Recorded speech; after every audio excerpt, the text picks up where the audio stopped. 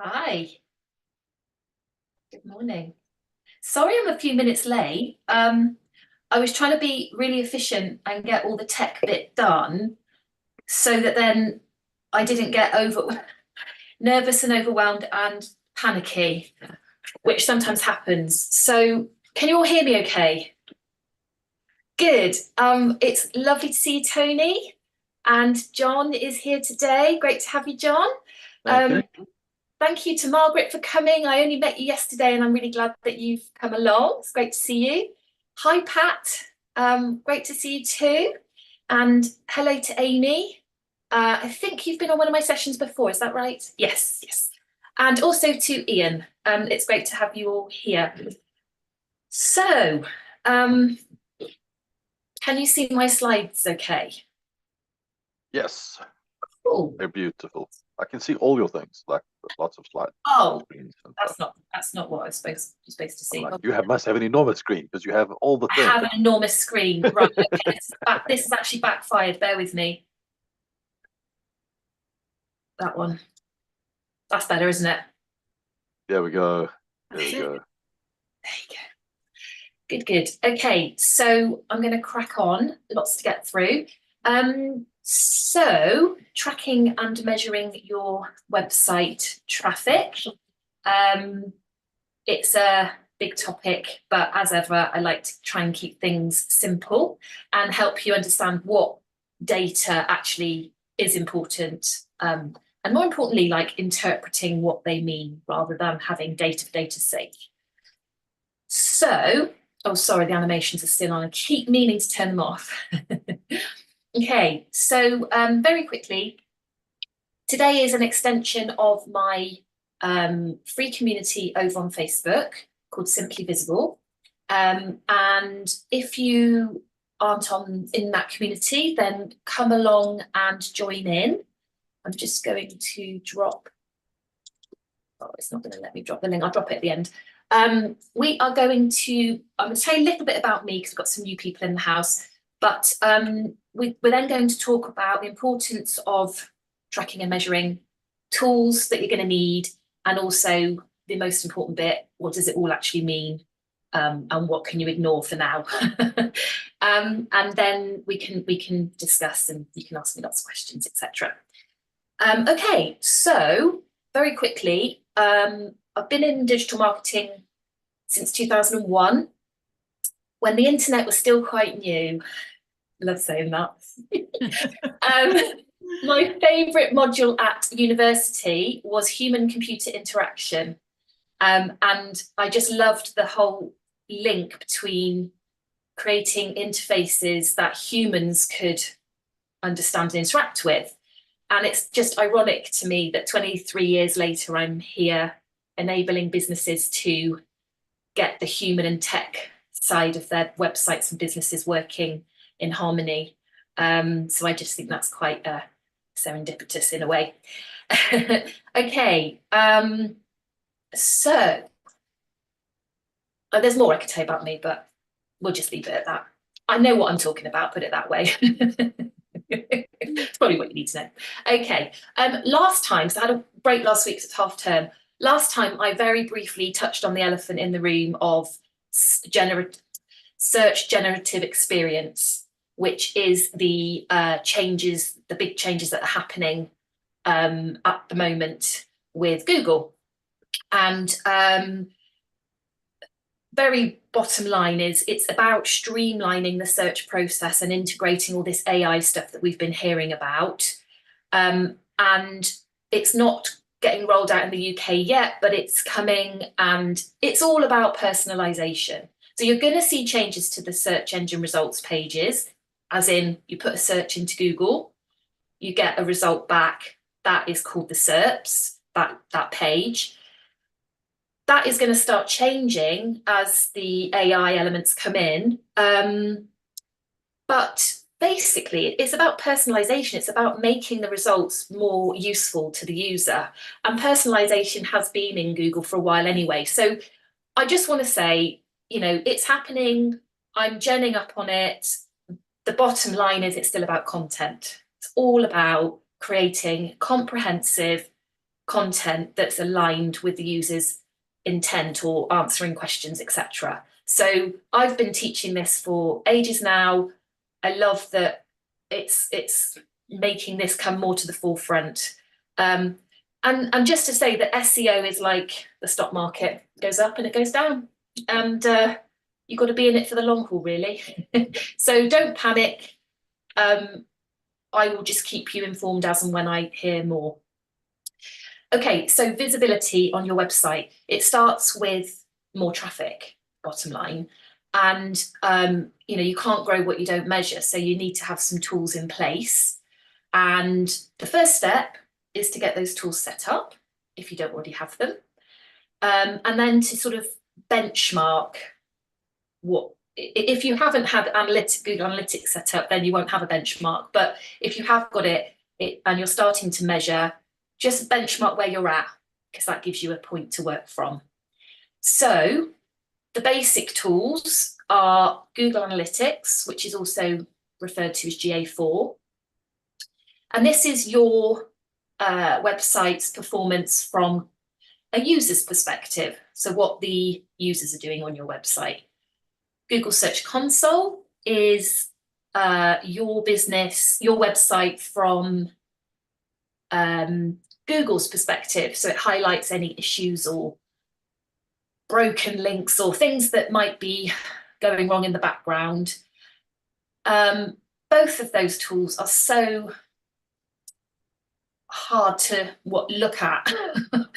In the bottom line is they're just not very pretty.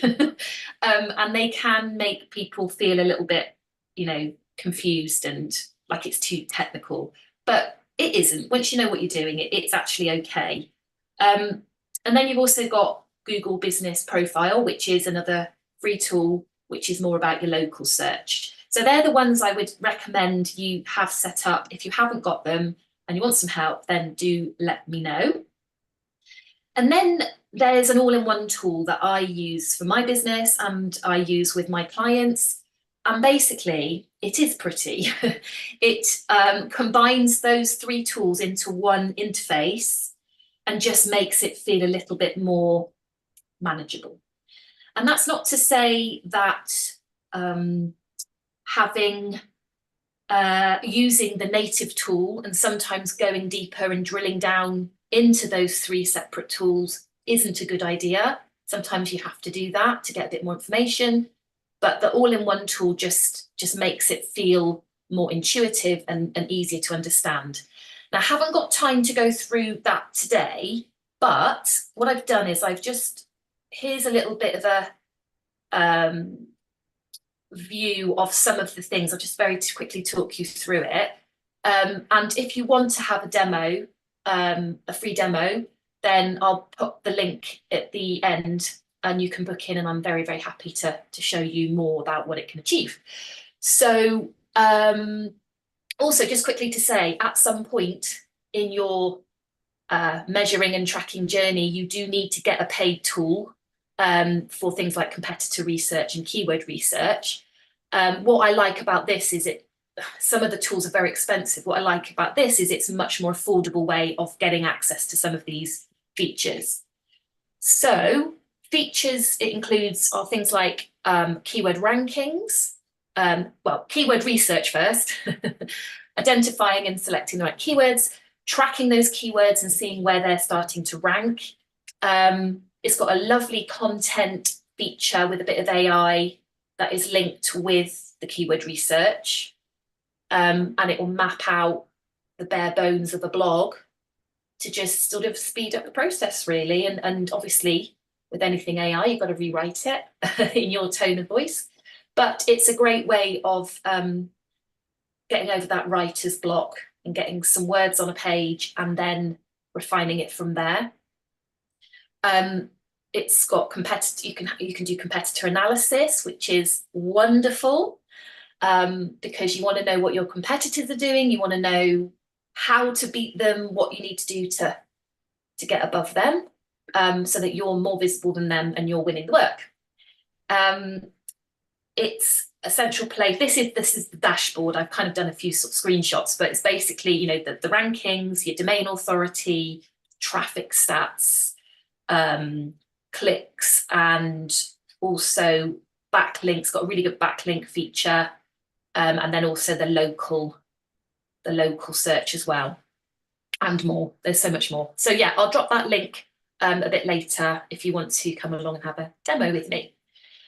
Okay, so what are we going to measure? Well, first of all, like everything I say, I like to keep things simple.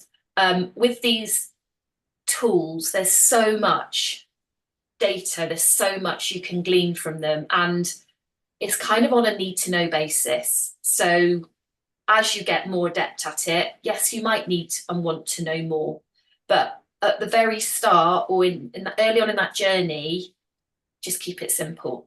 What happens a lot with, you know, social media and tools in general is that the vanity metrics, you know, oh wow, that looks really good, but it is just it's not actually a metric that's very helpful. It's just, yeah, what does it actually mean? And that's what I think is the problem with some of these tools, is that you can almost hyper focus too much on the metrics and not the interpretation of what it actually means.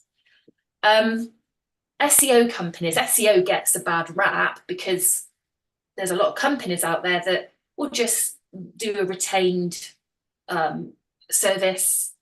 They'll send a report. You're not seeing any results, or you're not really understanding what the report means. And then, you know, 2, 3, 4, 5, 6 months down the line, questioning, well, what have I paid out for? What, you know, because there's no kind of enabling or teaching of what it all means. And that's the bit that I feel is important and needs to change. So I'm trying to change that by sharing what I know and just sort of reassuring you that it's not rocket science. You know, it's once you kind of understand it, it's actually quite straightforward. So what are the things we want to track and measure? In the very top level of this, you simply want to know, where is your traffic coming from? Now, the sweet spot is we all want organic traffic. We want somebody going into Google and typing in a problem or something they're looking for a solution for, and we want our businesses to come up, and they click through and they take an action, and you start working together and you build a lovely long working relationship together, and everybody's happy.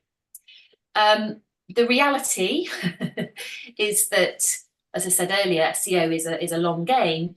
Organic traffic, it takes time to get to that point. It's not overnight. And so there are other ways you can get traffic, like paid ads, like driving traffic to your, email marketing, social media. They all have their place, but ultimately we want to achieve that organic traffic goal further down the line. So we want to know where our traffic is coming from. We want to know what content is popular, what is landing, what is resonating, what is being clicked at, what is being engaged with and read. Okay, because then if we can see that we've put effort into a blog or something that has really performed well, we want to do more of that and less of the pages that aren't doing so well. If that makes sense. So knowing what content is popular and then doing a little bit of like, well, what, asking yourself some questions like,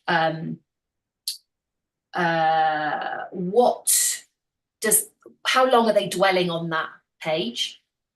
Because if someone's hanging around for quite a few minutes, that's a good signal. What does that tell you about the page they're looking at? And what does it tell you about the pages they're not looking at? Why is that particular content performing well? Did you run a campaign? Did you drive traffic to it through an email? Did you have some ads running? All of those things are great. We want to see the organic traffic, and we want to see this journey coming from organic traffic through your website.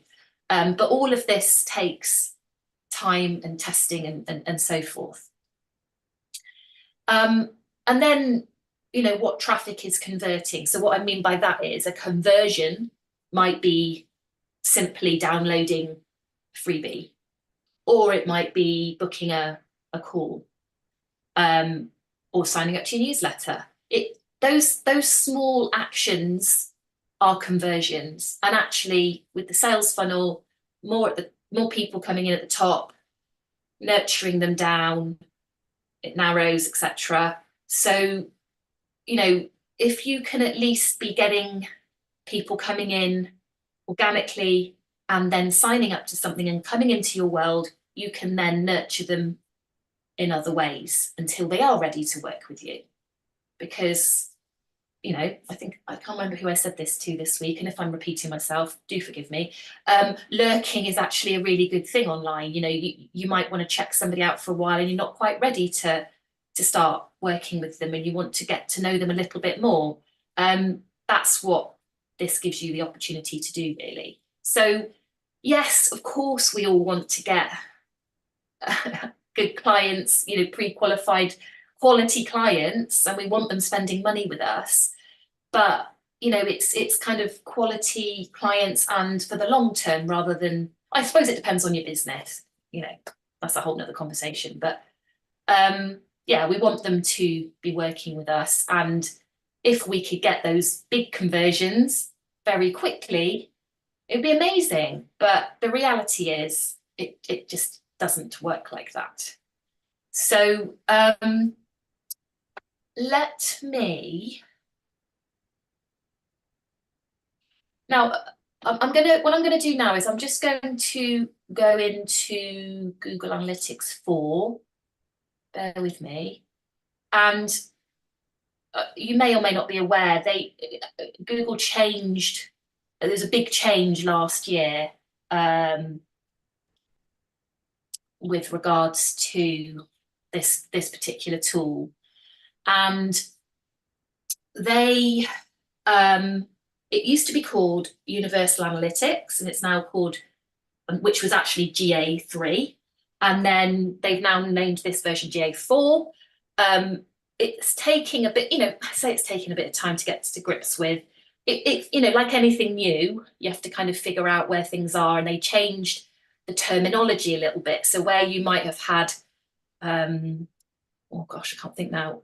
You might have had conversion, it's been changed to something else. So it's taken me a little bit of time to sort of, but bottom line is it's actually pretty good.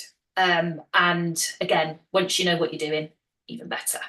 So this would be a snapshot when you first come to the tool, assuming you've got it all set up and your website and the Google Analytics are talking to each other and have become friends and the data is flowing. So you can just very quickly see a bit of a snapshot, but then you can go deeper. So at the level that I wanted to teach this at today, I just think it's worth looking at where you're acquiring your data, looking at some content that's doing well, and also funnels, conversions, which you have to set up in here. So you'd have to set it up so that somebody has landed on a page, gone through a little funnel or a little process, ended up taking an action, and that being seen as a conversion. Natalie, could I just ask you a question, please? Of course. In the top right-hand corner, bits Yes. new users buy and various things. Paid search is quite small. Where's that? The fourth one down. Top right corner. Yeah. Oh wow, top right corner is we can see it because your people thing is oh, hang on. Sorry, top right corner but one, beg your pardon. All the people's faces were above this one. Top right corner, where do your new users come from? Yes. Yeah, right. So organic search, enormous, but isn't the organic search going to be picking up the people who are sponsoring their ads?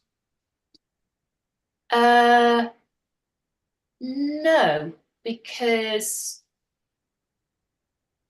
no, organic search is organic search. So that's that we want, like a lot of well, because that was kind of what I was gonna start with first. Carry on. John is also a bit of a pro here. So John, if you have any comments, do kind of come in. I mean, it's like we're all like one-eyed leading the and analytics is like this the parable of the elephant, where there's the big elephant and there's like five blind people and each one's got a hold of a different piece of it. And it's like the one guy's got a piece of the leg, and it says the elephant is round and is like a tree, and the other one's got a head of the tail. It says the elephant is is long and skinny. So we're all as digital marketing pros. Analytics 4 has been quite a big change. The fundamental underlying data model is quite different.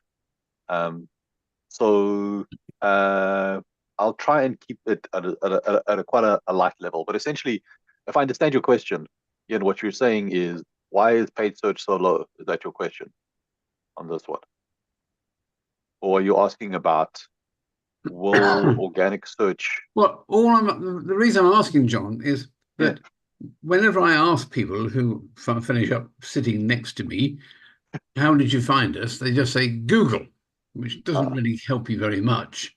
But if you can try and drill down with it, they invariably say it's the first one I saw. Well, the first one they saw is the one that's sponsored. So that's what I was trying to ascertain what that meant in that listing. Oh, okay. Got you. All right. Well, what I'll answer that is, first and foremost, you're dealing with humans. And honestly, most people, especially with search advertising, people will do what people do, and they don't always. I mean, I've heard people say, "I don't ever click on ads," and we're like, "Okay, then I'll show them a search results page and go, which ones are the ads?" But then they can't tell me. So you have all of this weird stuff going on. But ultimately, what you want to do as far as possible to maximize your effectiveness is be the first result. Generally, the ads are the first results, if there are any ads, because there aren't always ads. And then the search, the organic search will be underneath that, which is what Natalie's talking about now. So in that particular case, it looks like a beekeeping company or something like that. Yeah, this particular. This one I brought up because they do paid, whereas a lot of my other clients not necessarily doing paid. So this, and also this is the last 28 days, but it might be that they've just not been spending as much on their paid ads anyway. You know, there's so many variables as to what these things can, which is exactly why I want to keep it quite top level, in the sense of these are the different ways you would acquire traffic to your site, right? So organic being they've put something into Google, and you know the intent of that search has led them to Harry's honey, okay, and then direct is because they know about you already. They know, you know, a navigational search, they know your name, they've heard about you, so we're not so bothered about that. But you know, it's good to see, I suppose, from a brand awareness thing, that's pretty good. And then you've got your organic social, your paid search, unassigned. I mean, if it's not, that could be an email and they've not tagged, they might have sent an email to their list, but not actually tagged it to then be picked up that it was email. Does that make sense? So anything like that just gets bunged into the unassigned bucket. Referral could be a backlink. Display, don't know that one. Yeah, so that's in search, you've got basically two kinds of ads. You've got people advertising on Google search. Yeah. And then you've got advertising. You might have seen banner ads or things on YouTube, like on YouTube, or you know, the Scotsman, or you know, any other CNN or any of those other things. You use Google ads. So you essentially got you're advertising people that are searching, which is most where Google make most of their money. And then you got advertising to people doing other stuff like banners and those sort of things. It's also part of the Google. Oh, that's retargeting. Network. John, that's retargeting. And Ian, was that you asking me about that the other day, Ian? Yeah, because you were saying these ads will follow you around wherever you go. That is a much further down the line, but that is a strategy in itself. Yeah. Yeah. So Ian, in this case, what's happening, if you just look at the data, this particular client is getting most of their traffic from organic search. They're only getting and then 13 or 14 clicks on paid search. Absolutely, because they work with me, so I wanted to show it. Yeah, I mean, this is kind of what you want. You know, you want to get most of your ads. So you know, like this is great. Just let the data do the talking, essentially. So yeah. There we go. Okay, so that would be your where your traffic's coming from. Does that all make sense? Because I appreciate. Yeah, good. Okay, then the other thing would be to then start looking at which pages are which content is being engaged with and clicked on. So I happen to know that well, that's their homepage. Homepage is always going to do well because it's very top of the pile. You can see that for the date range, buying honey is another, so that's good. But actually where they've been putting a lot of time and effort has been their beekeeping courses, because they teach and do these wonderful experiences where you can go and learn about bees. You can, if you want to be a beekeeper and you want to get really technical, but you can also go and learn about bees in a more general way. You know, they've really put a lot of effort and time into that. Now, if we were to look at, so here, bee experience, we come over here, can you see, go a bit, 2 minutes 16. So that's indicating that that piece of content is landing. People are looking at that. Does that make sense? Yeah. And also checkout. That's good, because that means that they've got a little shop on there as well. Yeah. Now, if we were to go to, I wonder where their blogs are. Maybe we go to the next page. Here we go. An introduction to beekeeping. How much does it cost to keep bees? So here we're starting to answer questions, and those questions will be blogs. And those blogs, as I've taught you, are the back doorway into your website. Okay, so you're not going for the jugular and doing like big full-on selling. It's a much more helpful way of sharing your knowledge and engaging and making it engaging content and helping to build that connection and show your expertise on the topic. So that's good. You know, that shows that she's got some blogs there that are being engaged with. Less of a now I'm still getting my head around all the conversion and event stuff, but in order to be able to get a revenue figure off the back of one of these is by setting up events, and this is where the conversions come in. So you set up your funnel, and if somebody lands on a page that they couldn't have got to unless they've gone through that funnel, that's a massive tick, and that is a conversion, and therefore you can apply a figure to that. So with blogs, I guess, you know, ideally you would want them to take an action, sign up to your mailing list or download something or what, but yeah, that you still want to take them on that journey or get them to pick up the phone and call you or whatever it is.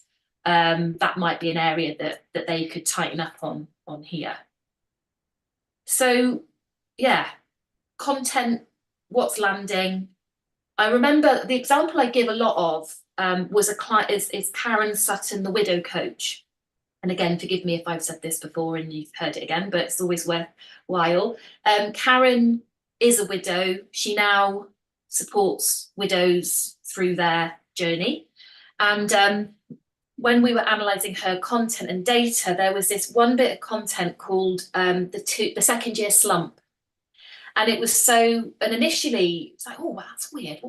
Why is that blog getting so much interest? And she, having been widowed and gone through this, she said, oh, I can tell you exactly why. It's because the first year everybody's looking out for you and making sure you're okay. And the second year, they kind of figure that you're okay. So they sort of leave you to it a little bit. And actually, you know, grief, again, massive topic. You know, it isn't one and done. It is, you know, it's something you learn to live with. And so she was finding that these widows were really struggling in their second year. So that was a way of me going, brilliant, okay, let's take that blog and let's make more of it. Because that is really resonated, that's really landed with your audience. So let's use that data and do something positive with it so that you can make it better and you can be more in, and that's what I love about looking at the data and then turning that into better content so that you're helping your audience. And you know, that could have been a download or something, or a mini course, I don't know, could have been anything, but that is the beauty of being able to understand what these things mean. So it's not a case of going, oh, brilliant, you know, they looked at that page for 5 minutes. Yeah, but what does that mean? What's that telling us? Well, you as the expert would only know that.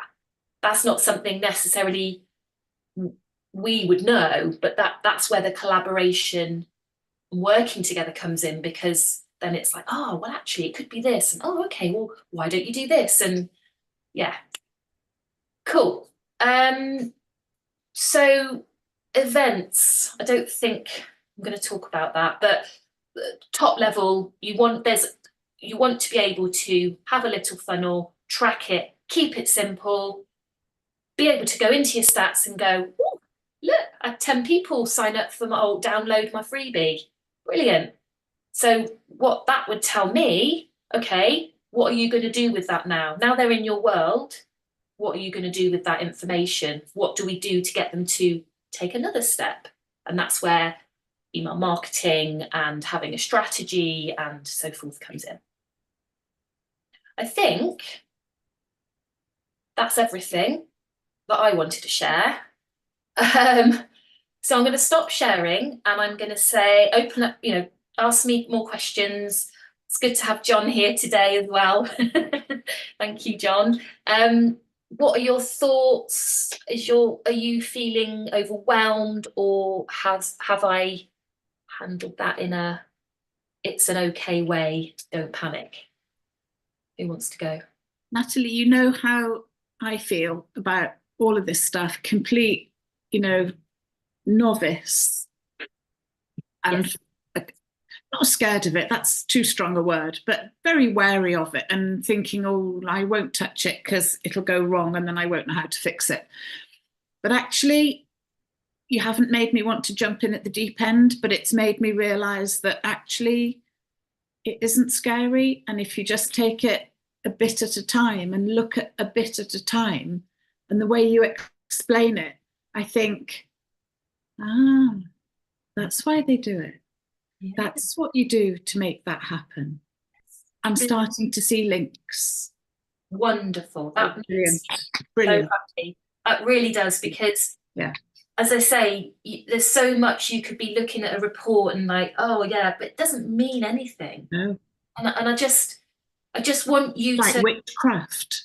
Yeah, and that's why SEOs get such a bad name, because it's like, what does it actually mean? What does it mean for my business? How can I, by me guiding you little by little, step by step, it means that you're learning the ropes, which SEO companies, I'm not here to, bash them today, maybe another day, but that's what's missing, particularly for small businesses. Who can't afford to go and be in an expensive retainer.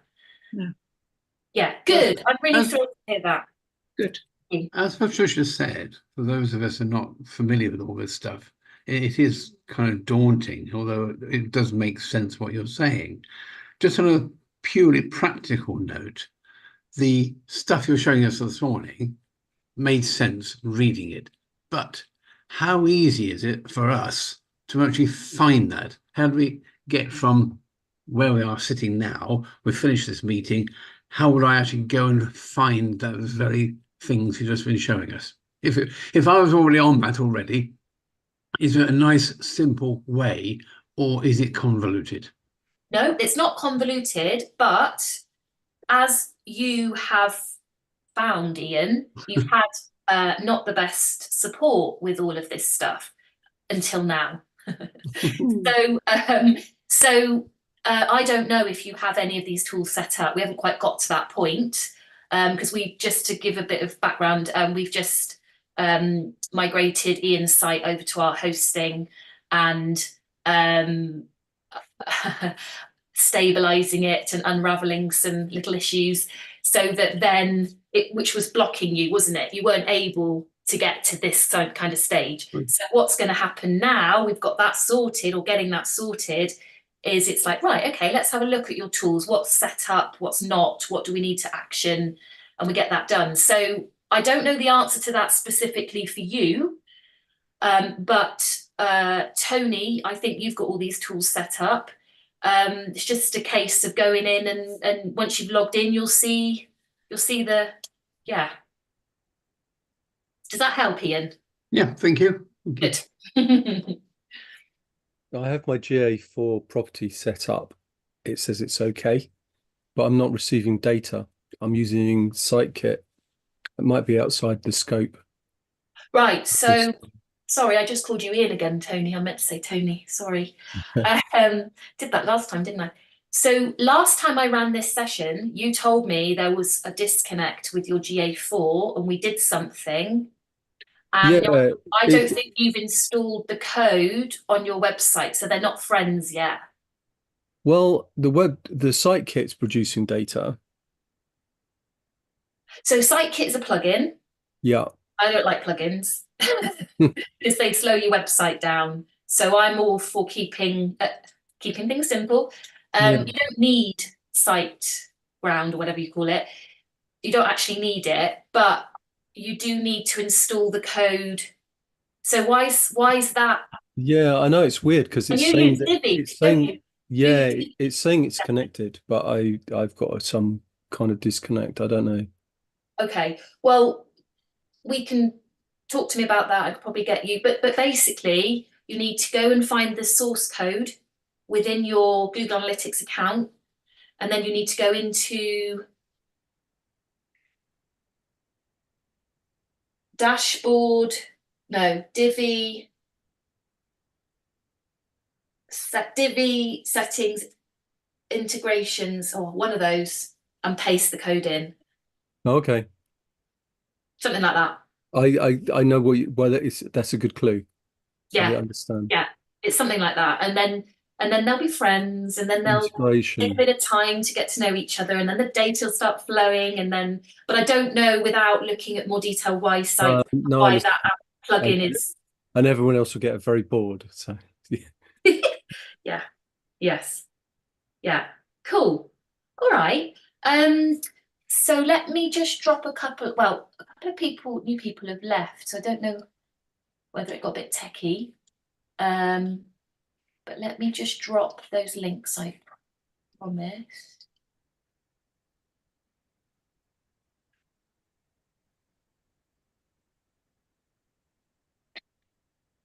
Oh, what have I done with it?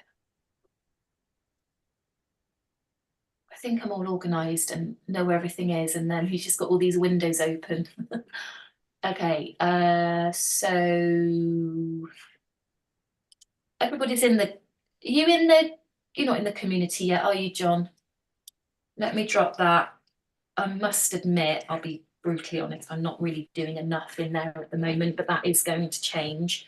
That's the community currently. Then the other thing was, if you wanted a demo of the tool, of the all-in-one tool, that's there. And yeah, and if you want to come and have more of a strategy session or whatever, doing power hours again. So if you wanted to have a bit more of a in focus session with me on your business without going too deep, then that's a great thing to start with. Yeah, you should have had that in my newsletter this morning anyway.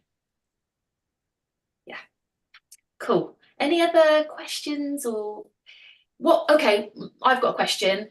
Can you give me one thing, drop it in the chat, that's been helpful, like one takeaway that you've found? I think I know what Pat's is going to be, but that just always helps me.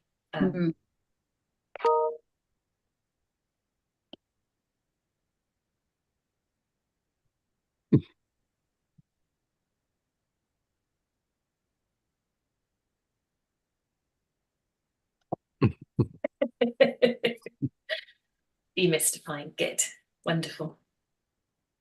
Where to find the blog data? Ah, good. Benefit of anyone's time can be direct. Yes.